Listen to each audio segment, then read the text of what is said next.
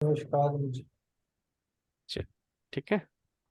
देखिए, मैं ये मान के चल रहा हूँ कि जीरो से हम स्टार्ट कर रहे हैं। ठीक है, एक बेसिक इंट्रोडक्शन प्लैनेट का, हाउसेस का, सारी चीजें मैं दे देता हूँ। क्यों? ताकि जब मैं बाद में मेरी टर्मिनोलॉजी आए तो उसको समझने में आपको कोई दिक्कत ना आए। ठीक है, तो उसके अकॉर्डिंग अपन आज स्टार्ट कर रहे हैं। आप ये सोचिएगा हमारा रिवीजन है या जो भी है, उससे क्या है, एक सिस्टम बना रहेगा तो आपको मेरी लैंग्वेज जल्दी समझ में आएगी। ठीक है, आप उसको इंटरलिंक कर सकेंगे कि मैं क्या बोल रहा हूँ। ठीक है, चलिए।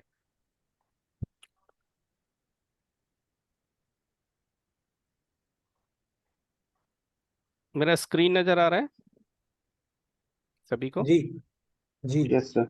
चलिए, ठीक है, हम स्टार्ट करते हैं आज से।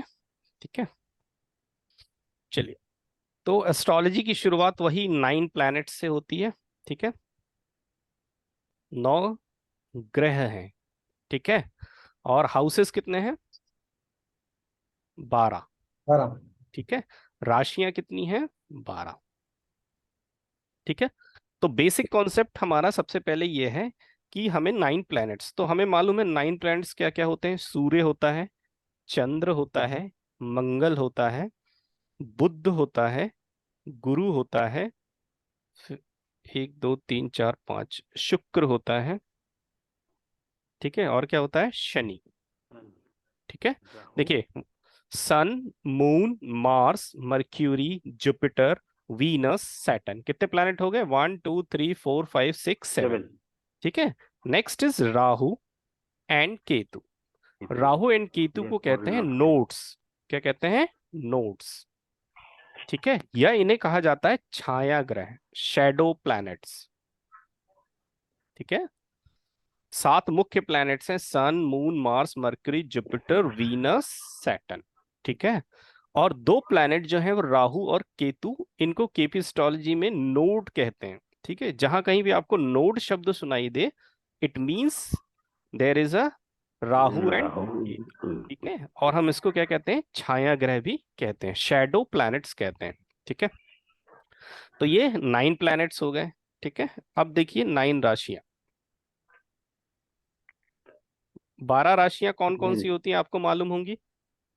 12 प्रकार की राशियां मालूम है। ठीक है, एरीज, टॉरस, जमनी। हाँ, 4 5 6 कैंसर, लियो, 7 8 मार्गो, 9 लिब्रा, 10 11 12। स्कॉर्पियो, देखिए, सेजिटेरियस, मेष राशि या इसको कहते हैं एरीज। दूसरे नंबर पे होती है वृषभ। टॉरस। वृषभ, इसको कहते हैं टॉरस, टॉरस। ठीक है, third is Mithun, Gemini. Gemini, ठीक है, 4 इज कर्क। कर्क, कर्क मतलब कैंसर, कैंसर, कैंसर, कर्क राशि। 5 जो होती सिंह राशि सिंह, होती है, सिंह लियो। राशि, लियो, हाँ, लियो, 6 क्या होती है? कन्या राशि, कन्या, वर्गो। 7 होती है तुला। तुला को क्या तुला, कहते हैं इंग्लिश में? Libra, Libra, Libra, Libra. Libra, 8 जो होता स्कॉर्पियो, है वो, वृश्चिक, हाँ, वृश्चिक, स्कॉर्पियो। 9 नंबर जो होती है वो धनु, सेजिटेरियस होती है, सीरियस, धनु। धनु, ठीक है, 10 नंबर कौन सी होती है? मकर, मकर, मकर, कैप्रिकॉर्न। कैप्रिकॉर्न, कैप्रिकॉर्न, है ना। कैप्रिकॉर्न, इसके बाद होती है कुंभ। कुंभ, ठीक है, Kumbh, last is Meen, Meen is Meen, Pisces, बाईस, एक्यूरियस, पाइसेस। ठीक है, तो ये 12 राशियां होती हैं। देखिए, अभी आपने थोड़ी देर पहले देखा कि 9 प्लैनेट्स हैं और 12 राशियां हैं। ठीक है, तो इन 12 राशियों का जो ओनरशिप है, ओनरशिप मतलब इन 12 मालिक, राशियों के कौन कौन से मालिक होंगे, मालिक, वो प्लैनेट कौन कौन से होते हैं। देखिए,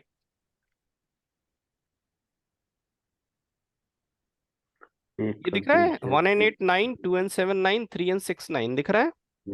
4 एंड 5 भी 9 ही होता है, दिख रहा है। तो ये मैंने नंबर इसलिए लिखा है क्योंकि 1 नंबर की राशि कौन सी होती है? एरीज, मार्स, मेष राशि। 8 नंबर ओ की राशि कौन राशि, सी होती है? वृश्चिक राशि, स्कॉर्पियो। स्कॉर्पियो, तो 1 एंड 8 मतलब मेष राशि, एरीज राशि और स्कॉर्पियो राशि, इसका जो लॉर्ड होता है वो कौन होता है? मंगल होता है, मार्स, मार्स। ओके, ठीक है, लॉर्डशिप देख रहे हैं हम, किस राशि का कौन मालिक होता है।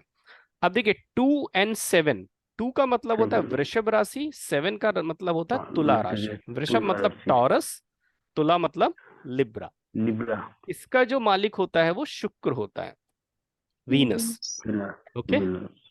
तो आपके दिमाग में हमेशा ये ध्यान होना चाहिए कि 1 नंबर, देखिए जब आप केपी पढ़ रहे हैं ना, तो बहुत सारी चीजों को नंबर के बेस पे याद रखना है, ठीक है, क्योंकि केपी में अधिकांश आपको नंबर ही नंबर आपके सामने आएंगे।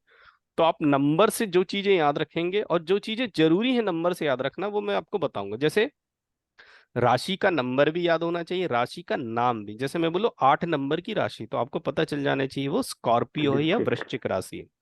ठीक है, मैंने कहा 12 नंबर की राशि मतलब मीन राशि या पाइसेस, पाइसेस राशि। इस प्रकार से हमको ध्यान होना चाहिए। अब देखिए 3 और 6 भी 9 होते हैं, ये बुध की राशि होती है। बुध, ठीक है, जेमिनी, मर्क्यूरी। ठीक है, 3 नंबर जो होती है जेमिनी, मिथुन राशि, जेमिनी होती है। 6 नंबर कौन सी होती है? वर्गो, कन्या राशि। देखिए 4 से चंद्रमा होता है, चंद्रमा मतलब मून। 4 का लॉर्ड कौन है? मून। ठीक है, कैंसर, कर्क राशि, दिस इज कैंसर या कर्क राशि। 5 जो होता है वो कौन सी राशि है? सिंह लियो, राशि है, लियो। इसका जो लॉर्ड होता है वो सन होता है। ठीक है, क्लियर है ये चीज? तो देखिए यहां पर सारे प्लैनेट हो गए, जुपिटर छूट गया, सैटर्न भी छूट गया। अब देखिए 2 नंबर में लिख रहा हूं कंटिन्यूअसली, 10 नंबर, 11 नंबर। ये जो राशि होती है वो सैटर्न की होती है। ठीक है, कंटिन्यूअसली जो 2 राशियां आती हैं 10 नंबर 11 नंबर, मतलब मकर राशि और कुंभ राशि, मतलब कैप्रिकॉन एंड कुंभ को क्या बोलते हैं? एक्यूरियस। ये जो दोनों लगातार राशियां होती है वो सैटर्न की राशियां होती।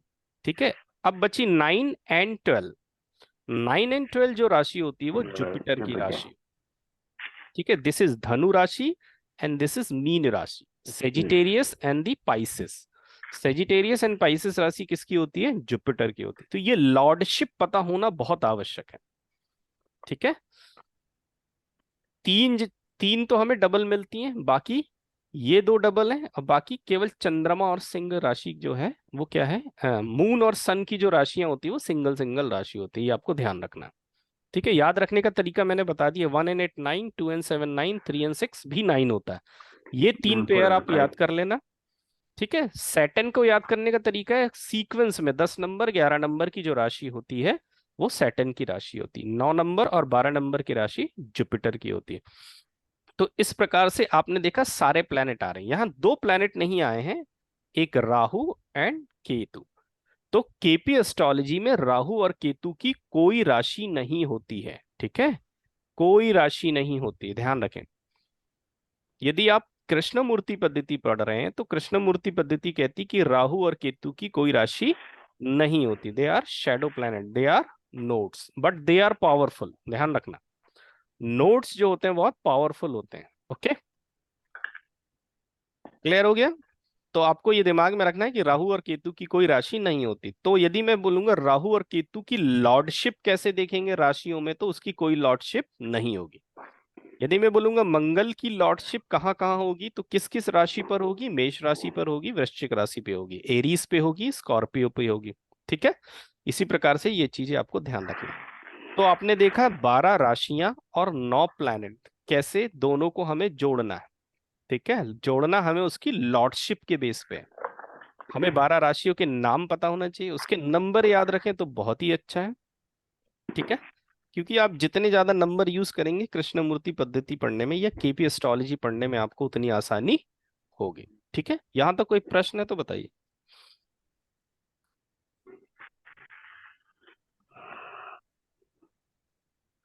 ठीक है, आगे बढ़े।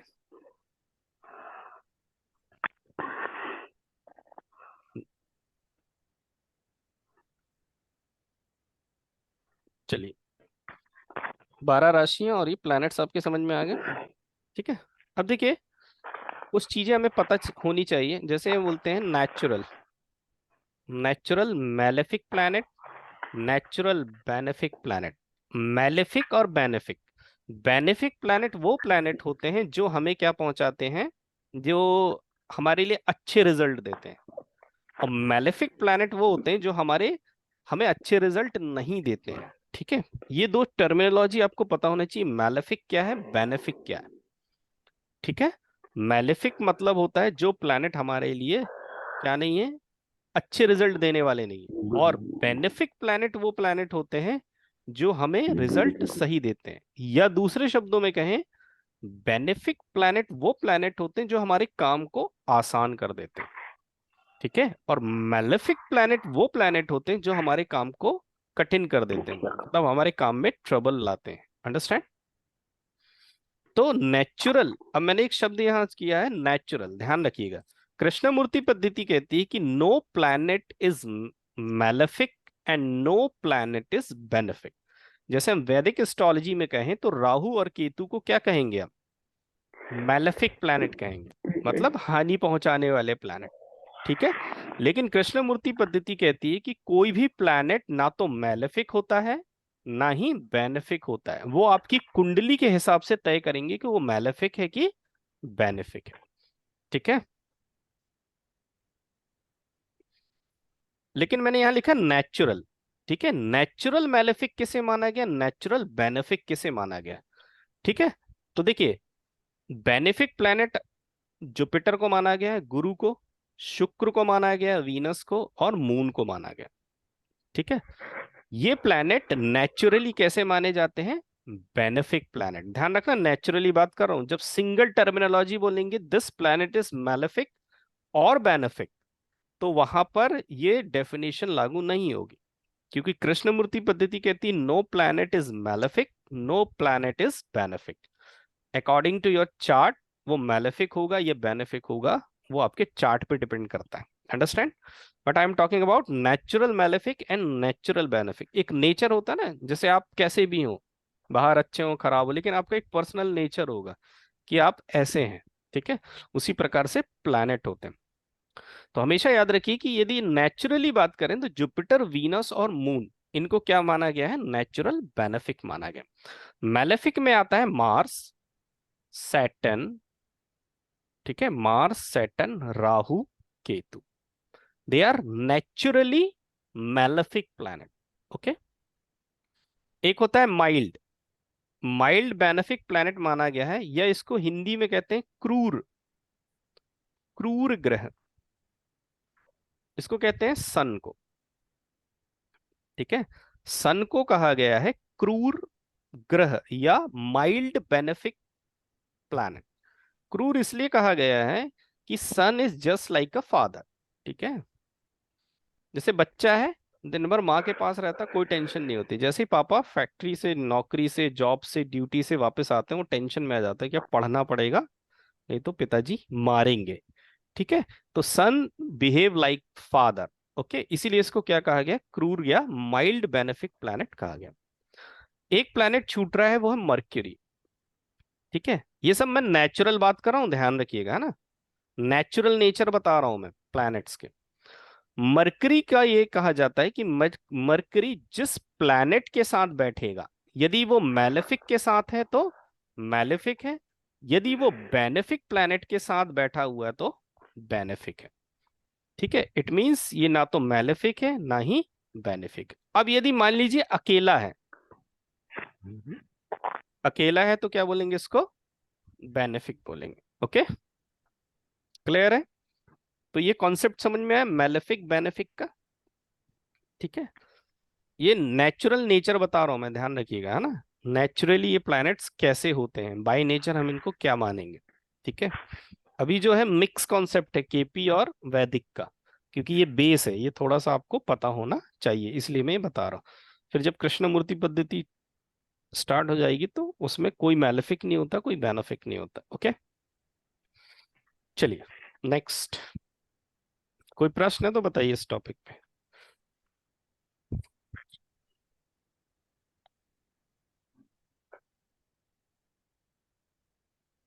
चलिए, अब हमें पढ़ना है राशियों के तत्व, है ना, राशि के तत्व। तत्व मतलब एलिमेंट्स। ठीक है, ये बहुत ही इंपॉर्टेंट है। देखिए, अग्नि तत्व, फायरी। ठीक है, पृथ्वी तत्व, अर्दी। ठीक है, अग्नि, पृथ्वी, वायु, वायु मतलब एयरी। ठीक है, नेक्स्ट इज जल, जल is watery sign. Fiery, earthy, airy and watery nature. ठीक है, ठीक है, सर राशियों के। ये सब नोट्स लिखना पड़ेगा ना सर? नहीं, अभी लिखने की आवश्यकता नहीं, रिकॉर्डिंग है। आप चाहें तो बाद में भी लिख सकते हैं, ये मेरे पास है लिखा हुआ, मैं आपको दे दूंगा। ठीक है, समझते ठीक है जाइए सर। बस। ठीक है, ये मेरे पास है, मैं लिखा हुआ आप लोगों को दे दूंगा पीडीएफ फाइल। ठीक है, लेकिन ये सब बेसिक है, ये एकदम पता होना चाहिए, आगे जाके इनका यूज होता है। ठीक है, ठीक है सर। देखिए यहाँ पे मैं राशि लिख रहा हूँ कि अग्नि राशि कौन सी है, पृथ्वी कौन सी है, वायु कौन सी है, जल कौन सी। सिंपल सा कॉन्सेप्ट देखिए, 1 2 3 4, ये ऑर्डर फिक्स है। 5 6 7 8, ओके, 9 10 11 12, ये राशियां लिखी हैं, ध्यान रखना, हाउसेस नहीं है। ठीक है, नंबर्स में ध्यान कंफ्यूजन होता है कि देखिए 12 हाउस हैं और 12 राशियां हैं, तो नंबर में कंफ्यूज नहीं होना, ये मैंने राशि लिखी है। इट मींस एरीज राशि, ये कौन सी राशि है, 5 नंबर की, लियो सिंह राशि। ये 9 नंबर की कौन सी राशि, धनु राशि, सेजिटेरियस। मतलब एरीज, लियो और सेजिटेरियस किस नेचर की होती हैं, अग्नि, फायरी नेचर की होती हैं। ओके, क्लियर हो गया। 4 8 12, ये कर्क राशि है, कैंसर राशि, ये स्कॉर्पियो राशि है। ठीक है, और और सर ये कौन सी है, मीन, Pisces, स्पाइसेस। ठीक है, क्लियर है। इनमें जो पिक्चर आपको राशियों में दिखेंगी सब पानी में रहते हैं। इनकी पिक्चर जब आप राशियों में देखें ना, कर्क राशि, कैंसर राशि का पिक्चर देखेंगे, स्कॉर्पियो देखेंगे, और जब पाइसेस में मछली देखेंगे, ये सारी कहाँ पे रहते हैं, पानी में रहते हैं। इसलिए इनको क्या कहते हैं, वाटरी साइन। ठीक है, तो ये जो राशियां होती हैं वो वाटरी साइन की होती हैं। ठीक है, तो ये आपको बहुत इंपॉर्टेंट है, ये बहुत इंपॉर्टेंट है, ये आपको ध्यान रखना है। ठीक है, कुंडली में कैसे देखते हैं मैं आपको बता दूंगा आगे चल के, याद करने की आवश्यकता नहीं है, ये कैसे देखते हैं वो मैं आपको बता दूं। इसके बाद बहुत ही इंपॉर्टेंट है, राशियों का एक नेचर होता है मूविंग नेचर, मूविंग राशियां, फिक्स राशियां और डुअल राशियां। ठीक है, ठीक है, इसमें भी देखिए वही कंसेप्ट है, 1 2 3 4 5 6 7 8 9 10 11 12। ओके, मतलब एरीज राशि, कर्क राशि, कैंसर राशि, तुला राशि, लिब्रा, और ये कौन सी है, कैप्रिकॉन। ये राशियां किस नेचर की होती, मूविंग नेचर की होती है। मतलब इनमें क्या होता है, मूवमेंट होता है। ठीक है, सेकंड नंबर की राशि, फिफ्थ नंबर की राशि, एट्थ नंबर की राशि और 11 नंबर की राशि, ये फिक्स नेचर की होती है। ठीक है, और डुअल कौन कौन सी होती है, 3 6 9 और 12। जब आप इन राशियों के फिगर देखेंगे तो आपको डबल फिगर दिखेंगे। ठीक है, डुअल नेचर। देखिए मैं आपको दिखाता हूं,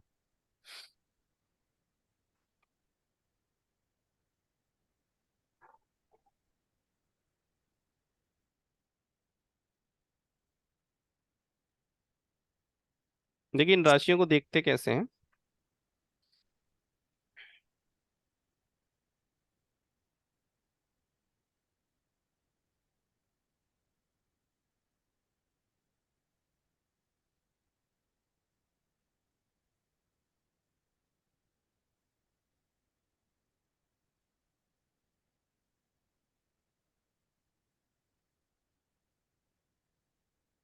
देखिए ये चार्ट खुला है।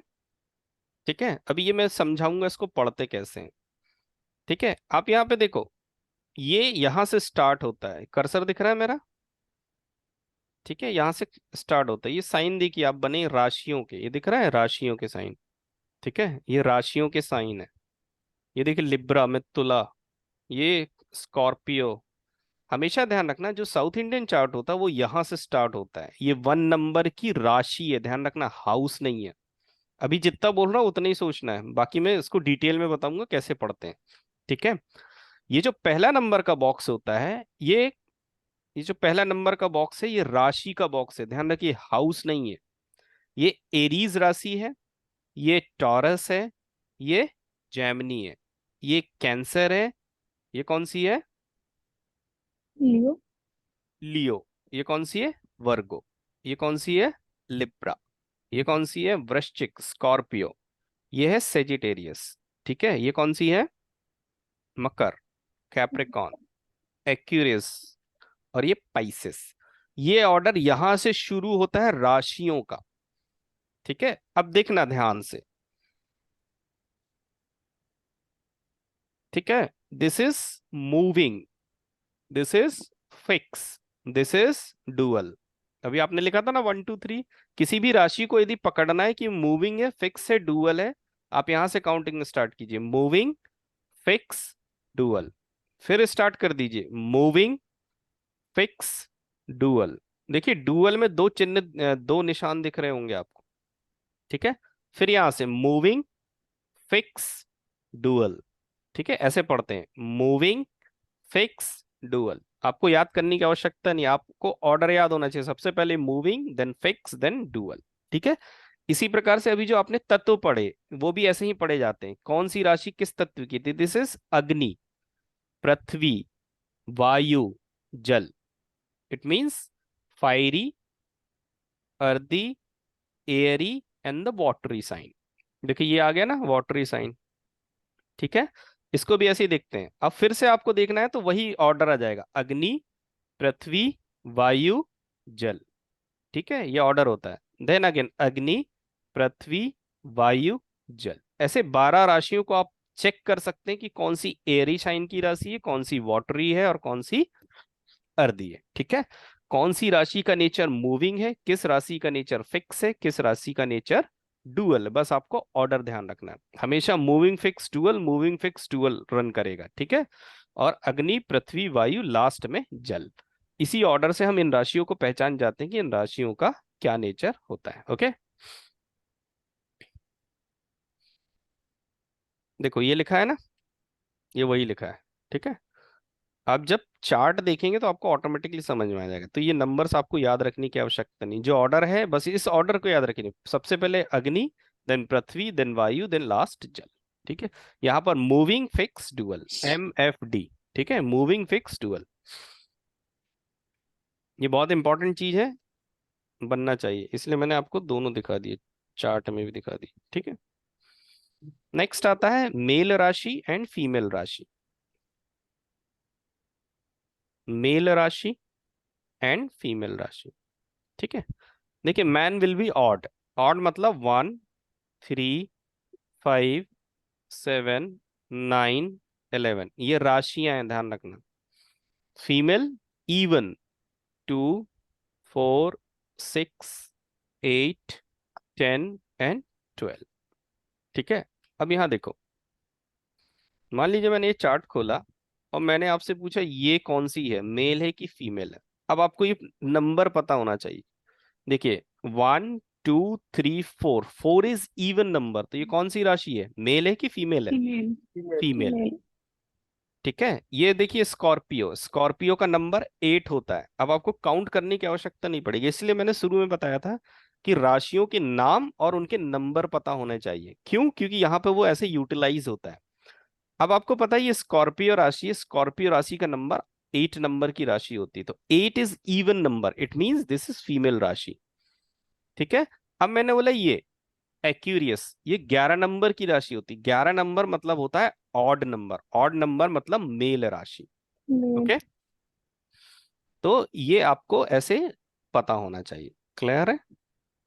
देखो डुअल भी पहचानने का तरीका, दो फिगर बने, यहाँ दो फिगर बना है, यहाँ दो फिगर बना है, यहाँ दो फिगर है, घोड़ा है और आदमी है, और यहाँ पे भी दो फिगर है, ठीक है। एक चीज और पहचानने का तरीका, देखिए जो एज है वहां पर डुअल राशि है, ये पहला एज, ये दूसरा, ये तीसरा और ये चौथा, यहाँ पर है ना, सब आपको क्या मिलेंगी, डुअल राशियां मिलेंगी। सारे कोने जो हैं वो डुअल राशियों के हैं।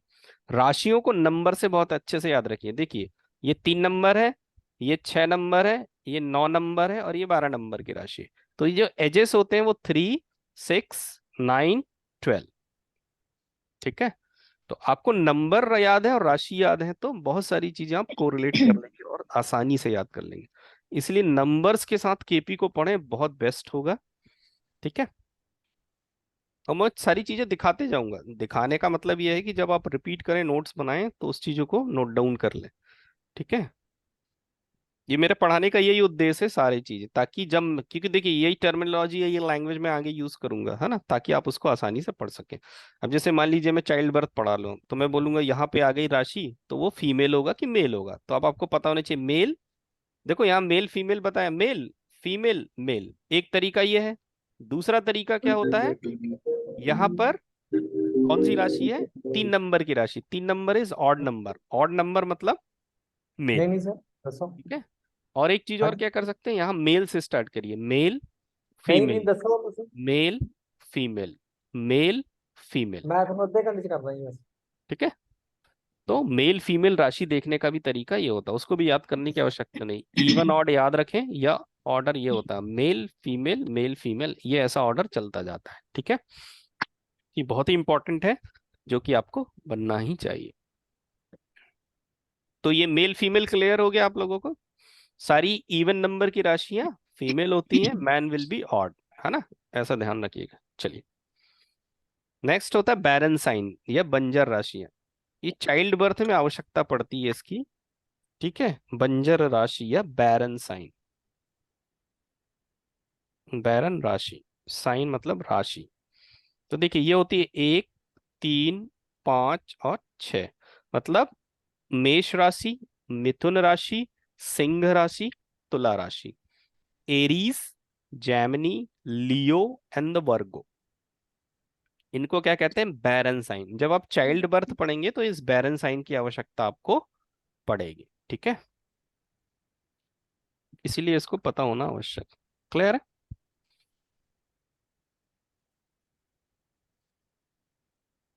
क्लियर हो गई ये राशियां, थोड़ी बहुत समझ में आ गई। चलिए, हाँ। ये सब बेसिक है ना। बेसिक को भी मैं इसलिए बता दे रहा हूं ताकि आप परिचित रहें कि आगे ये सारी चीजें आएंगी तो आप कैसे समझना है। चलिए, और मैं वो पीडीएफ है इसका आपको दे दूंगा, पढ़ने के लिए आसानी होगी आपको। चलिए, एक चीज और आती है फ्रेंडशिप और एनिमिटी, वो भी हमें पता होना बहुत ही जरूरी है। ठीक है। तो ध्यान रखिए, हमें हमारे फ्रेंड के बारे में पता हो ना हो, लेकिन हमारे शत्रु या एनिमी के बारे में पता होना आवश्यक है। ठीक है। तो हम शत्रु देखेंगे, सूर्य, चंद्र, मंगल, बुध, गुरु, शुक्र, शनि। ओके। फ्रेंड की चिंता करने की आवश्यकता नहीं है ना, वो जहां भी रहेगा वो आपकी मदद ही करेगा। आपको अलर्ट किससे रहना होता है, शत्रु से। ठीक है। अब देखिए, चंद्रमा जो है एक ऐसा प्लैनेट है जिसका कोई भी प्लैनेट शत्रु नहीं है। चंद्रमा, मून, एक ऐसा प्लैनेट है जिसका कोई भी प्लैनेट शत्रु नहीं है। लेकिन इस चंद्रमा को अपना शत्रु कौन मानता है, बुध। ठीक है। मरक्यूरी का एनिमी कौन है, मून। ये चीज समझ में आ गई। ठीक है, ये चीज ध्यान रखिए ये। ठीक है, चंद्रमा एक ऐसा प्लैनेट है जो, जिसका कोई शत्रु नहीं है। ओके। लेकिन चंद्रमा को कौन शत्रु मानता है, मरक्यूरी, बुध। ठीक है। चलिए, सूर्य, सूर्य का सबसे बड़ा शत्रु आपको मालूम है, शनि, पिता पुत्र है नहीं। और सूर्य का सबसे बड़ा शत्रु कौन है, शनि का सबसे बड़ा शत्रु कौन है, सूर्य। टीवी में आपने 100 बार देखा होगा। ओके। तो ये दो चीज भी ऐसे याद रखें, सूर्य का सबसे बड़ा एनिमी सैटर्न है, और सैटर्न का सबसे बड़ा एनिमी कौन है, सन। क्लियर है। तो ये दो चीजें याद रखना है। ठीक है। सूर्य का और एनिमी कौन होता है, शुक्र। ठीक है। मंगल का, देखिए मंगल के बाद बुध आता है, ये सब याद करने के तरीके बता रहा हूं ना। मंगल के बाद बुध आता है ना, जो आपके 7 डेज होते हैं, तो मंगल का शत्रु बुध है। ठीक है। जुपिटर, देखिए जुपिटर का शत्रु जो है वो बुध है और शुक्र है। देखिए ये भी गुरु है, ये भी गुरु है ना, इसको बोलते हैं देवताओं का गुरु और इसको कहते हैं राक्षसों का गुरु। तो ये दोनों गुरु आपस में क्या है, एनिमी है। ये चीज ध्यान रखिएगा। ठीक है, गुरु शुक्र का एनिमी। शुक्र का कौन सा एनिमी है, सूर्य और चंद्रमा। तो ये एनिमिटी पता होना आवश्यक है। क्यों, क्योंकि ये रिजल्ट्स पे इम्पैक्ट डालते हैं। ठीक है, रिजल्ट पे क्या डालते हैं, इम्पैक्ट डालते हैं अपना, इसीलिए ये एनएमटी पता होना बहुत ही आवश्यक है। ओके,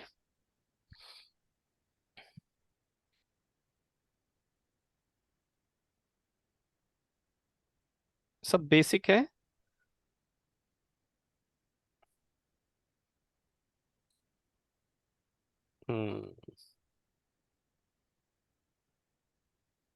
बाकी लॉर्डशिप वगैरह कल पढ़ा दूंगा मैं आपको, है ना, ये बेसिक चीजें देख लीजिए।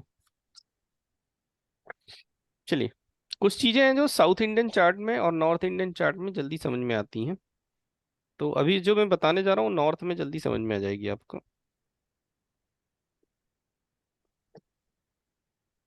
ठीक है, कुछ चीजें हैं जो नॉर्थ इंडियन चार्ट के स्टाइल में जल्दी समझ में आता है। ये चार्ट से तो आप वाकिफ है ना? ठीक है, किसी को ये तो नहीं बताना ना ये क्या होता है कैसे होता है, सब जानते हैं ना? ठीक है, नहीं सर, मुझे नहीं मालूम अच्छा है हाँ ये मीरा सब। मैडम, देखिए मैडम, ये जो नॉर्थ इंडियन चार्ट होता है इसमें ये जो होते हैं वो हाउसेस होते हैं। ठीक है, ये क्या होते हैं, हाँ। हाउसेस, मतलब दिस इज फर्स्ट हाउस, और इसमें एंटी क्लॉकवाइज चलते हैं house. This is second house, third house, fourth house, fifth house, sixth house, seventh house, this is eighth house, this is ninth house, tenth house, 11th house and this is 12th house. Anti clockwise house चलते हैं। ठीक है, house fix होते हैं, houses क्या होते हैं, fix होते हैं। इनमें जो नंबर लिख दिए जाते हैं वो नंबर राशियां कहलाती हैं। फॉर एग्जाम्पल, यहां मैंने 8 नंबर लिख दिया, तो ऑर्डर यहां से ऐसा चलेगा, 9, 10,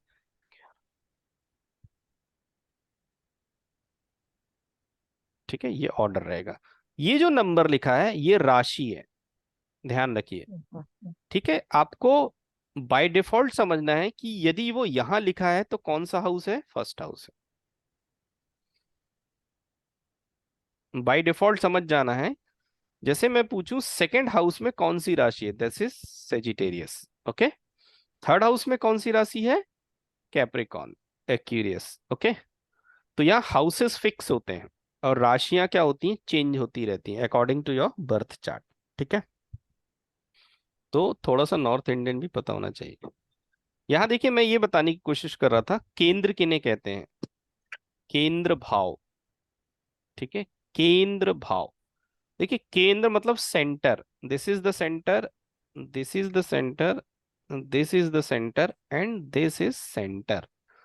तो केंद्र भाव, भाव मींस हाउस, केंद्र भावा एंड केंद्र हाउस। तो देखिए this is first house, fourth house, ध्यान रखना हाउस लिख रहा हूं राशियां नहीं लिख रहा हूं, first house, fourth house, seventh house and the 10th house, these are the kendra भावास, इन्हें कहते हैं केंद्र भाव। ठीक है, देखिए ये सेंटर है ना, बताने का इसीलिए क्योंकि साउथ इंडियन में जल्दी समझ में नहीं आएगा, कुछ चीजें इसमें जल्दी समझ में आती हैं, कुछ चीजें उसमें आ जाती हैं।